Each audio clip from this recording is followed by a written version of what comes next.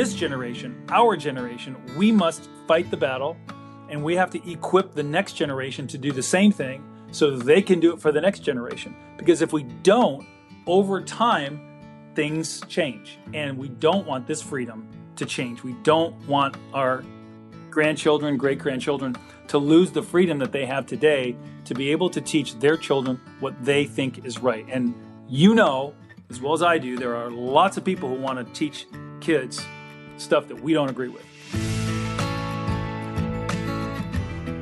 Hi, you're listening to the Zan Tyler podcast. When my husband and I decided to homeschool our children, one of the hardest decisions was choosing resources and curriculum. BJU Press Homeschool was the answer. My kids are drawn to the colorful illustrations and interesting facts. They look forward to their video lessons. The teachers are so creative and the special characters hold their attention. My youngest is a hands-on learner. Each of her subjects has engaging activities. The Bible and biblical principles are woven throughout the curriculum. It's not just a verse here and there. It's in the illustrations, the stories, the example problems. BJU Press has all the core subjects we need for kindergarten through 12th grade, and some fun electives too. They give me the freedom to choose what's best for each of my kids. A full grade kit with distance learning videos for one. For another, I'm going to teach most of the subjects and use videos just for math. BJU Press Homeschool has made it possible for me to be a wife, a mom, and an educator. Hello, everyone, and welcome to the Zan Tyler podcast. I'm your host, Zan Tyler. Before we get into our amazing interview today with Mike Donnelly, I just want to remind you to please subscribe to this podcast wherever you listen to your podcast, and please leave us a review. It will really help us. This podcast is devoted to encouraging you in your homeschooling journey through conversations with amazing homeschool leaders and advocates. So today I have the privilege of talking with Mike Donnelly. I've known Mike and his wife Patty for many, many years, and he is truly a man of multiple talents. He's intensely committed to his family, to homeschooling, to freedom, to parental rights, and the international homeschooling community. He is the husband of one, father of seven, an attorney, published author, and adjunct professor. Welcome, Mike. What a pleasure it is to have you today. Oh, Zan, it's always my pleasure to see and talk with you. We've been through a lot together throughout these years. And yes, we have. So I love hearing your story about your family and how you got into homeschooling. So would you share that with us as we get started?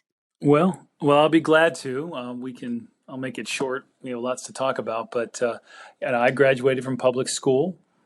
I never heard of homeschooling, didn't know it was a thing until I had 3 children, and I was living in Boston, was running a company, had just graduated from law school, and I had a running partner. I would exercise, and we'd go out running, and one day we were walking back, and he said, "Hey, Mike, what are you going to do with your kids for school?" My oldest was about 3 or 4 at the time. And I said, "I have no idea. I just know they're not going to the Boston public school system." I said, "Maybe we'll do a private Christian school or something like that. I'm not sure. I'm not thinking about that right now." And he said, "Have you ever heard of or thought about homeschooling?" And I said, "Homeschooling? What in the world is that?" And he explained it to me, and I said, "Wow, that's an interesting idea." It was kind of a light bulb moment for me, honestly, because I don't know, it just grabbed my heart. And I went back and I talked to my wife about it, and she had been a teacher in the public schools when I was in the Army. She had been a teacher, and I said, "What do you think?" And she's like, "Well, I'll think about it. We'll pray about it." We prayed about it, and she'd always told me that her dream when she was a kid, her dream was to be a mother and a teacher. And I said, "Well, you can put all that together in one package as a homeschool mom." And it didn't quite go over immediately, but she said, "Let's do it." And we have been homeschooling for 25 years now. Our oldest is 25, and it's been a great journey. God has blessed it. I think homeschooling is an amazing experience for any family. Not easy. It's challenging, as you know, but offers so many opportunities for relationships, for children to explore what they're really interested in, to be safe.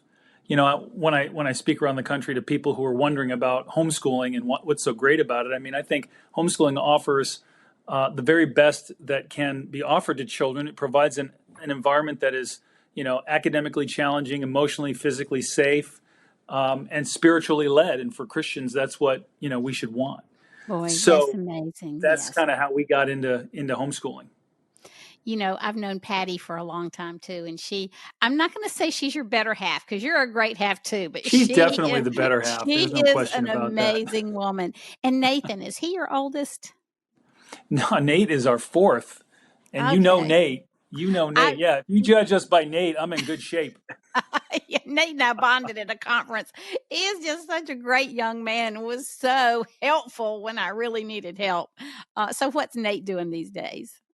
Oh, Nate's amazing. He is he's a sophomore at Appalachian Bible College down in Beckley, West Virginia. He's on the soccer team. He's the president of his class. He decided he wasn't challenged enough, so he decided to start playing basketball for the Appalachian Bible College team. He's the tallest of our seven, and he's doing great. He always likes to hear how you're doing too. Well, give him my love when you I talk sure to him. will. Hey, when you were talking about learning about homeschooling in Boston, Joe and I lived in Boston for a while. We were in Andover, and we had lived in Philadelphia before then. So when we moved to Andover, people would ask us where I was from, and I'd say Well, of course they South would ask you Philly. because you don't sound like you're from Massachusetts, that's for sure. No. And I thought so many times, I was glad the Lord moved us back to South Carolina before we started homeschooling.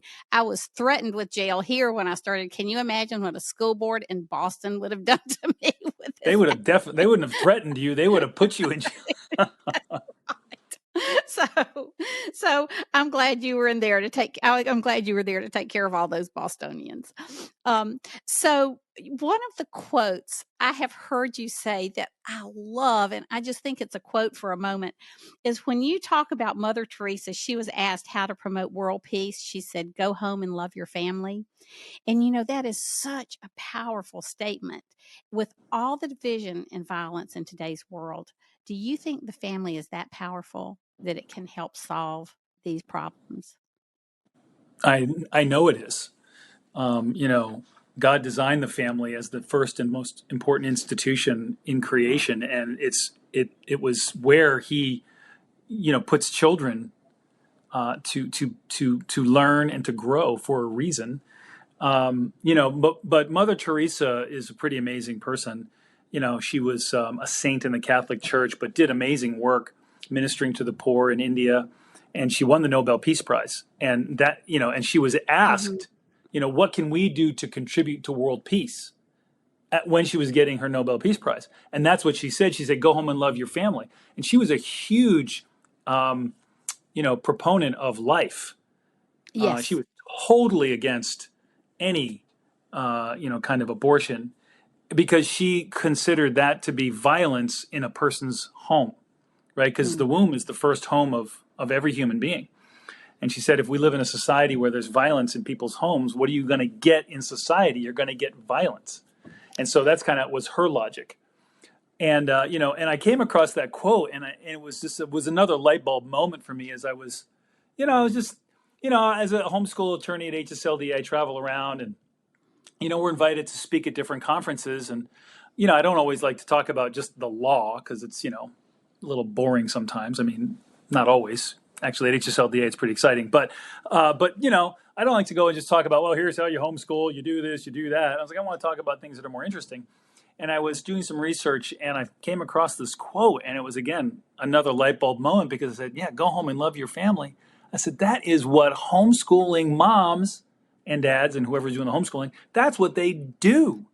They Amen. are And it going is home. It and is loving their that family. powerful. It is, and you see all these mass shooters, and so many times they were disenfranchised from their family and the world around them. If there had been somebody there loving them, now not all of them, but many of them, if they had been in a family where they had been loved and mentored and accepted, it really does show you that it can change the course of history. There's no question about it. All of those people, anybody who is a sociopath or a criminal, you can 99.999% you're going to find that they had a bad family life. Okay, and homeschooling is not a guarantee of a great family life, although I think it's pretty great compared to pretty much anything else. But we all make mistakes, and in homeschooling, there are situations where we make mistakes, and we have to admit that as we grow and mature and deal with them. But in an intact family where you've got a mom and a dad who are loving their children and trying to raise them, and they're with siblings, and they're in an environment where they are affirmed in who they are, which you can do in a homeschooling environment, right? See, when you talk about world peace and homeschooling, which I do, I'd say homeschooling is good for kids, it's good for families, good for communities, it's good for countries. Why? Because it raises people who have been in an environment where more than you get in public school or even in private school, you're in an environment that is loving, okay, and affirming. If you look at institutional education, it's neither of those things. It's just a standard. It's a standardized factory model approach, and you're treated as a widget. Now, teachers and principals and educators, they want to help kids. They want to do good for kids. But, no teacher loves their child like a parent loves their child. No, Okay? no, And there. you can't Yep. affirm every child when you got 35 kids in the classroom the way you can when you're at home. So that's one of the differences, I think, and one of the secret ingredients to homeschooling, and why home education is so successful for so many people, and why I think it has the potential to make a difference of that magnitude in society if we embrace it, and not repress it in society. You moms who are listening today, I really want you to hear this loud and clear, because our society often does not validate or affirm, just like Mike was saying, your motherhood and the importance, the essential things that you're doing in your home. And as Mother Teresa reminded us, what you're doing in your home is world changing. And I really believe it's kingdom building. And, Mike, we're getting ahead of ourselves, because I really want to talk to you about what you do at Homeschool Legal Defense Association, HSLDA. But I also want to get back to your quote, or what you said about homeschooling being good for families and cultures and countries. I was in, Mike had put together this amazing conference in Russia in 2018. And I really want to talk about this in depth in a minute, but I'm going to fast forward. And these were Russian nationals, not expat Americans. And there were probably 1,000 in Moscow.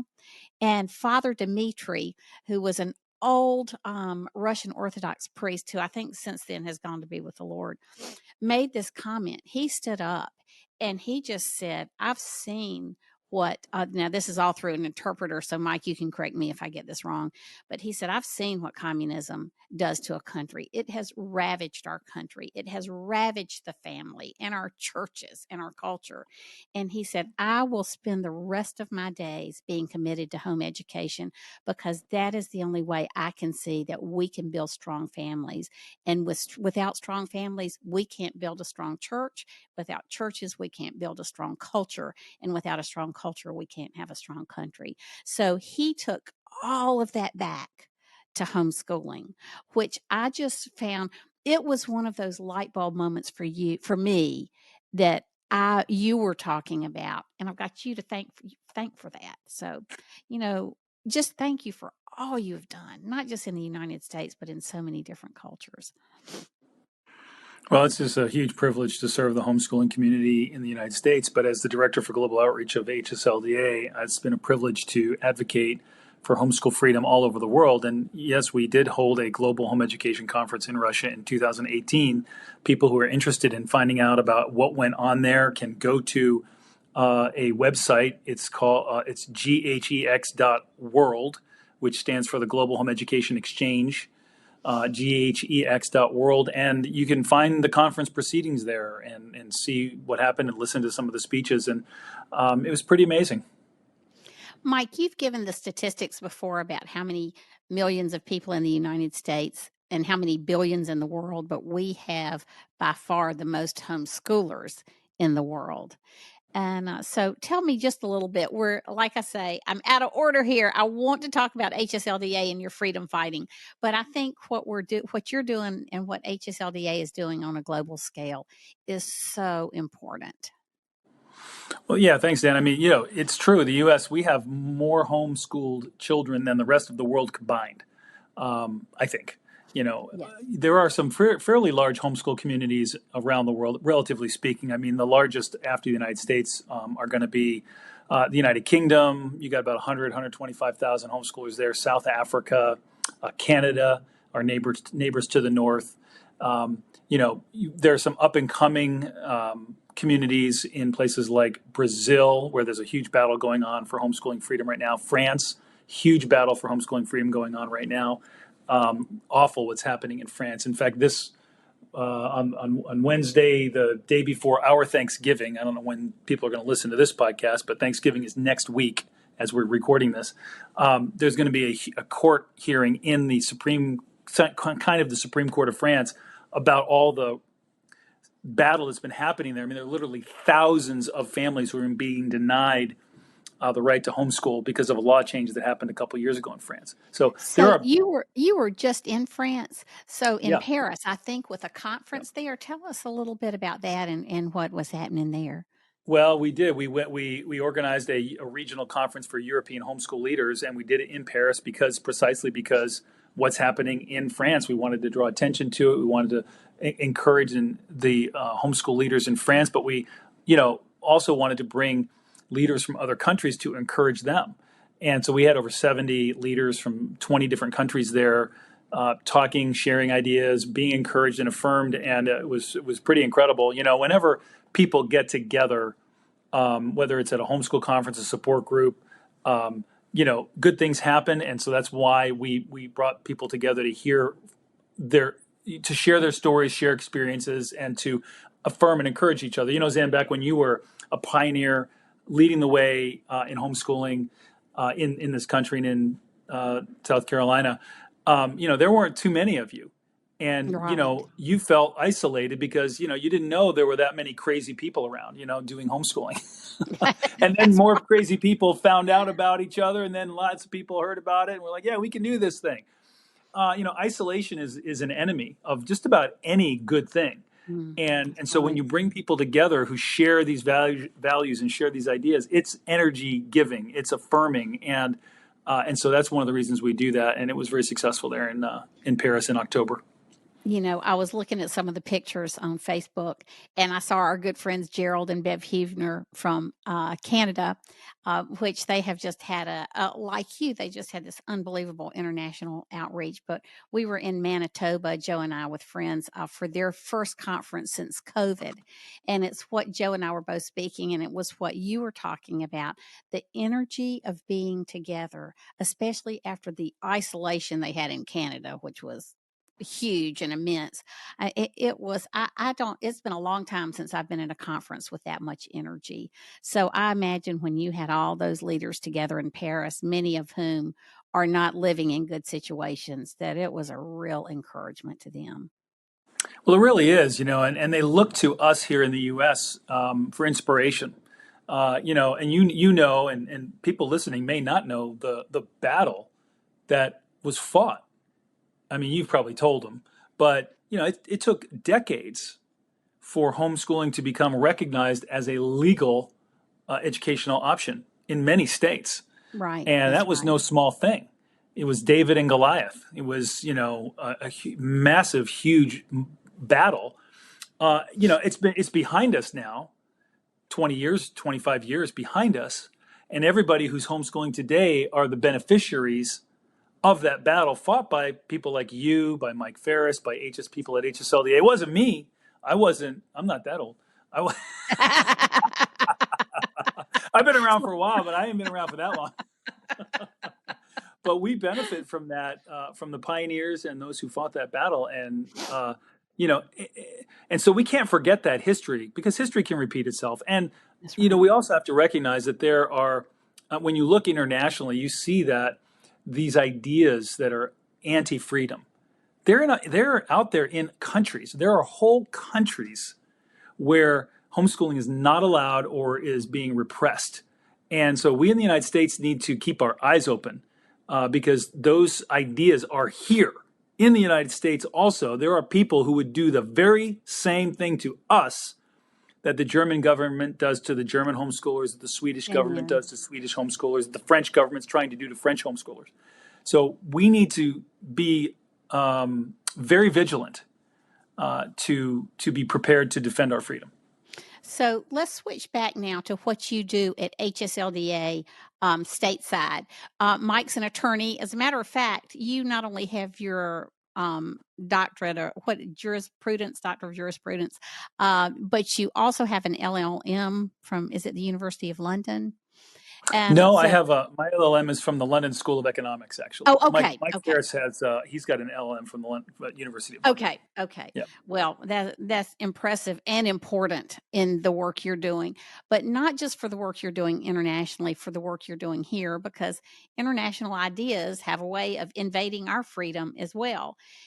But Mike, in his capacity as an attorney at HSLDA, I believe you still have 7 states that you're responsible for in terms of Yes. working with state leaders. And so, as Mike said, the battle in the United States was a hard fought one, and Mike has been front and center of that. But I've got a question for you today that impacts homeschoolers today, Mike.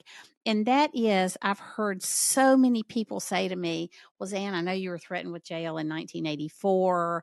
You know, those days are gone. We have so many millions of people who homeschool today. We could never have any more legal issues here. And to that, I want to say, you know, that is what they want us to believe, but I think bigger numbers, bigger target. So speak to us today about why it's so important for us to continue to fight for freedom. Well, freedom is fragile. You know, Ronald Reagan said it very well. He said, you know, we don't pass freedom on to our children in the bloodstream. We have to win it, and we have won our homeschool freedom. But every generation has to preserve it. You know, it doesn't take much to look around you to see how fragile freedom is. If you are listening and you don't think freedom needs to be defended, you have your head in the sand.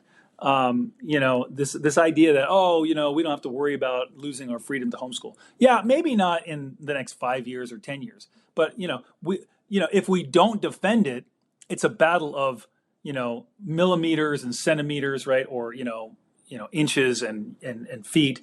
You know, if you don't hold the tide back, the tide will wash over you. Okay. And so that's what we are doing at HSLDA. And I can tell you, you know, on a big picture level, there are people who definitely have us in their crosshairs in terms of taking away our freedom completely. Okay, Yes, people like and we need to hear about that. Elizabeth Bartholet and some of the things that happened at Harvard. Tell us for just a minute, for those who may not know, what happened there. Yeah, so Elizabeth Bartholet, you know, is a Harvard law professor, you know, I mean, and Harvard, you know, teaches leaders in our country. Okay, you know, all of the Supreme Court justices on the United States Supreme Court are either Harvard or Yale graduates. So a Yeah. Harvard law professor is very influential. Okay, so we have to pay attention to what these people are saying. And in 2019, she wrote an article, you know, where she called for the presumptive ban on home education. Okay, and it's, you know, I mean, it's just crazy. People should read it. That, you know, if you want to know what our enemies think about us, read Elizabeth Bartholet's University of Arizona Law Review article from 2019. And, you know, in 2020, her article was featured in the Harvard Alumni Magazine, and it touched off an absolute national firestorm because nobody had read it until the Harvard Alumni Magazine featured it. And then people were like, what is going on? This Elizabeth Bartholet, Harvard professor, is calling for homeschooling to be banned. And, you know, in her article, she's like, yeah, we need to ban homeschooling because, you know, people need to go to school. That's where, you know, they should learn to become American citizens. Well, you know, that idea, Zan, you know, you were talking before about, you know, how people say that we don't need to worry about our freedom. Well, in 1850, there were no compulsory attendance laws. Okay. Isn't that amazing? And I don't think most people realize that. So you can I'm say sure it they don't. again. In 1850, there were no compulsory school attendance laws. Okay.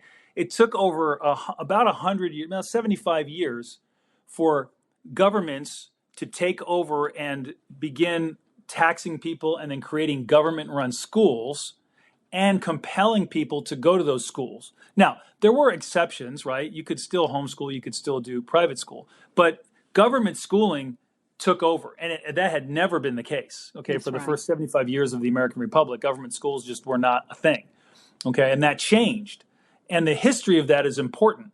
Okay, and it's instructive for us, and it just shows that over time, movements can bring changes. Right now, our homeschooling movement, we are in the ascendancy, I think.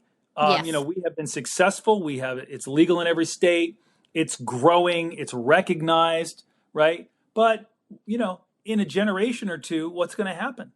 So, this generation, our generation, we must fight the battle, and we have to equip the next generation to do the same thing so that they can do it for the next generation. Because if we don't, over time, things change. And we don't want this freedom to change. We don't want our that's right.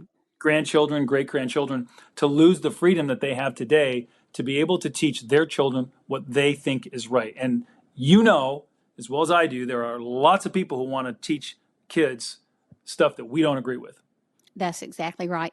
And just like with the Bartholet, that whole saga, it just takes one person with one idea who won't let it go to begin growing a movement. Whoever thought we would be culturally where we are in this country? So we have got to have a firm commitment to freedom. Mike, I want to read you the end of that Ronald Reagan quote that you were talking about, because I really think it's important for moms and dads out there to hear. So he says, he started out with, freedom is never more than one generation away from extinction. We didn't pass it to our children in the bloodstream. It must be fought for, protected, and handed on for them to do the same. Or one day we will spend our sunset years telling our children and our children's children what it was once like in the United States, where men were free. And now that I have homeschool grandkids, I mean grandkids who are being homeschooled and being raised in this country, in this culture, boy, do I see the power of that statement. It's absolutely essential, and so that's big picture, right? I said that's the big picture, right? Freedom over generations. But that's like strategic, I guess we could call that strategic. But then there's also this tactical fight. Okay, there are 3+ million, 6 million homeschool kids, 3 to 6 million, 7 million homeschool kids in the United States right now. There are thousands of school districts and school personnel. Some think homeschooling is fine. Some hate homeschooling. Some have political ideas about why they don't like homeschooling. Some just don't think it's a good idea for whatever reason. But the point is this. At HSLDA, we have a staff of about 8 or 9 attorneys, I think 9 attorneys. And every single day, we get dozens and dozens of phone calls, maybe scores and scores of phone calls from families all over the United States of America who are encountering difficulties from government officials on account of homeschooling. Okay? Yes. So no one can sit there and tell me there isn't a fight for freedom for homeschooling. Okay? If a government agent is hassling you because you're homeschooling, there's a fight for homeschooling. Okay? And that's what we exist at HSLDA to do. We exist to fight that strategic battle, to preserve that existential freedom that we enjoy for multiple generations. But we also exist to defend the freedom that we have now individually to be able to homeschool without government intrusion or unreasonable government interference.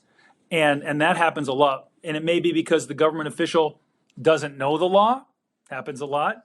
It may be because they don't care about what the law says and they're just going to do what they want to do. I was talking with a superintendent in Massachusetts today who is disobeying the law, making people do something they are not legally required to do.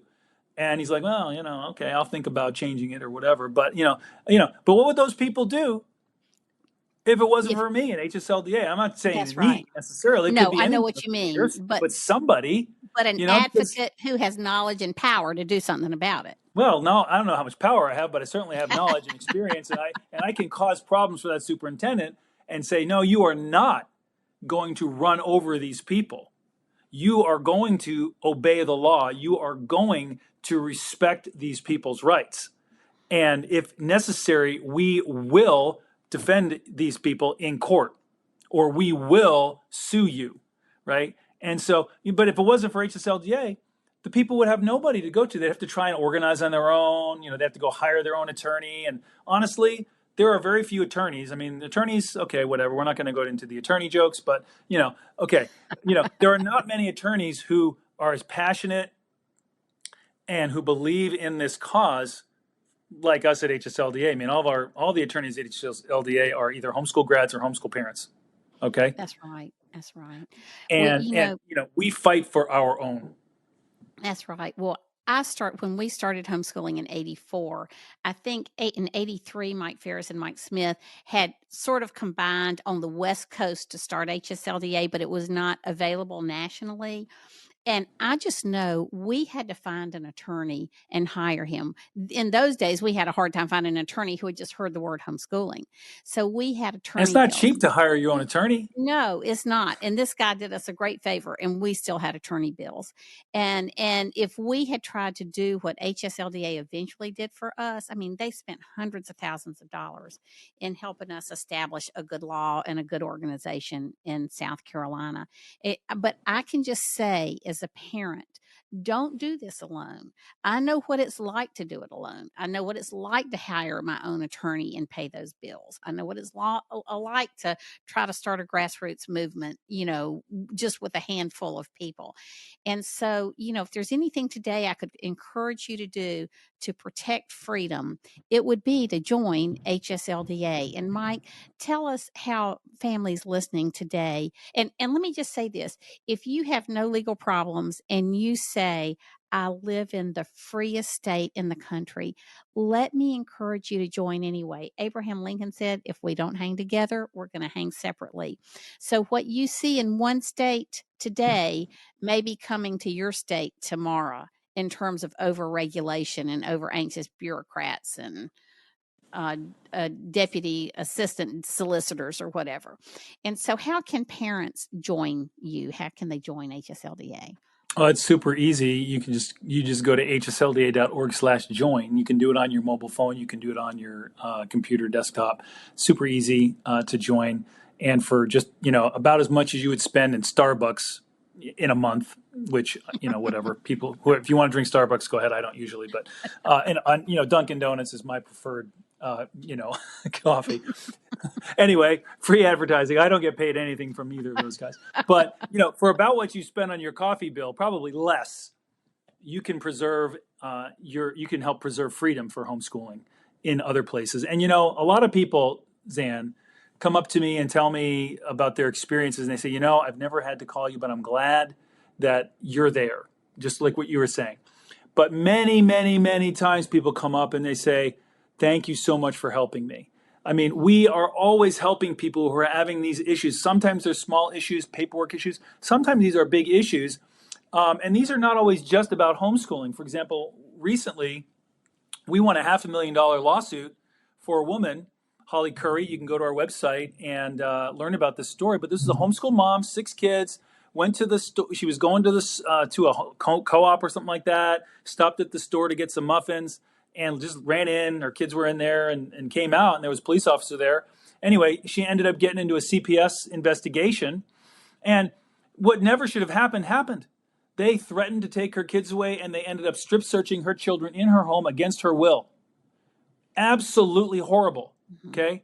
And is that homeschooling? Horrible. Well, it's not strictly homeschooling, but it's about protecting the family. So these are the kinds of issues that HSLDA gets involved with to protect families. Okay. And we took on that case because no family, and especially no homeschool family, should be treated that way. And you know what? You need lawyers to sue and get $500,000, $1 million judgments because these officials will listen to that. They don't want to That's have to pay a exactly half right. $1,000,000 every time they make a mistake. And so Yeah. that's one way we can help, make sure that there are good policies. So, whether in Virginia, we had a school district was trying to make the Sosby family, we've written about this as well, Mm-hmm. provide proof that they, like birth certificates for their kids, as if, they're sending in a notice for other people's kids, like, oh, you have to prove these are your kids, give us the birth certificates or whatever. And that's not required by Virginia law. And it's silly to begin with, but it's not required by Virginia law. We took that case because the school district wouldn't back down. Like, we're not looking for lawsuits. I mean, we are looking for lawsuits, but we're happy not to sue. Okay. We're Right. happy. We're You're happy looking for not to sue. resolution and peace, but yeah, go Yeah, if ahead. we don't have to sue people, if they just do the right thing, we'll leave them alone. But if they don't do the right thing, you better believe we're going to defend it. And this case went all the way up to the Virginia Supreme Court, and we won. Okay? That's amazing. Yep. Okay, and we won, setting precedent for the entire state of Virginia, but not only that, for other states too, because we can use that because there are other states that do this same kind of silly thing. So if we can get a few states, Supreme Courts, to say, it just doesn't make sense. You can trust parents, unless you have a reason to believe otherwise, you should just take their word for it and obey the law. And That's what we're I here just for. want to So mention this. I've got a good friend who's a second generation homeschooler. She has 5 or 6 kids that they're home educating. She's very savvy. Her kids are well educated. She goes to her doctor, and all of a sudden, this doctor didn't like something about one of her children and reported her to Child Protection Services. No, absolutely nothing grounded or founded. No health issues in these children, no academic issues. He or she just didn't like homeschooling. And so you never know. So our threats sometimes aren't it even going to happens. come through lawsuits, but maybe your family physician, and I'm not throwing all family physicians under the bus, but we've got to be careful who we're entrusting our children to on all levels. And I believe We that's do, Zan. another, I believe that's another area where HSLDA is just has our back. I come from a family of attorneys. I've got a dad who's an attorney, a son who's an attorney, best friends who are attorneys. I just know you cannot hire an attorney for $130 an hour. And with HSLDA, you get membership. If you're a member of a group, I think it might be, okay, I'm going to butcher A these little bit numbers. cheaper. Yeah, a little bit cheaper, $115 a year. But that is nothing compared to the peace of mind you get and the peace of mind you're providing for other people. We really do need to stick together in the homeschooling community. So, We do, Mike. Zan. And, I'm dealing with this every single day, every day. Mhm. So it's a great thing that people could do is to protect themselves and help support the movement. So, and I get paid nothing from HSLDA for doing this. So I'm a homeschool mom who's been in a place where I never want another homeschool mom to be. And that is my motivation. And so, Mike, thank you so much for being here. Thank you for your family. Thank you for your work at HSLDA and in the homeschooling international community. We just appreciate you so much. And thank you for being here. Well, thank you, Zan. It's an incredible Mike. privilege. Listen, Yeah. not to interrupt you, tell us about your podcast real quick and where people can find you. Oh, yeah. Yeah, I do occasionally. Yeah. I mean, I try to, once a week or once every other week, we try to interview interesting guests from around the world. It's Homeschooling Around the World, available on any podcast platform you care to subscribe from, even Apple, although it took us a while to get onto the Apple podcast platform. But Zan, thank you for your work, what you're doing to, help people homeschool and interviewing people. And it's just an amazing privilege to serve people who, like you and your family, and I know I speak for all of the staff at HSLDA, we consider it an incredible privilege and blessing to serve the homeschooling community. So thank you. Thank you.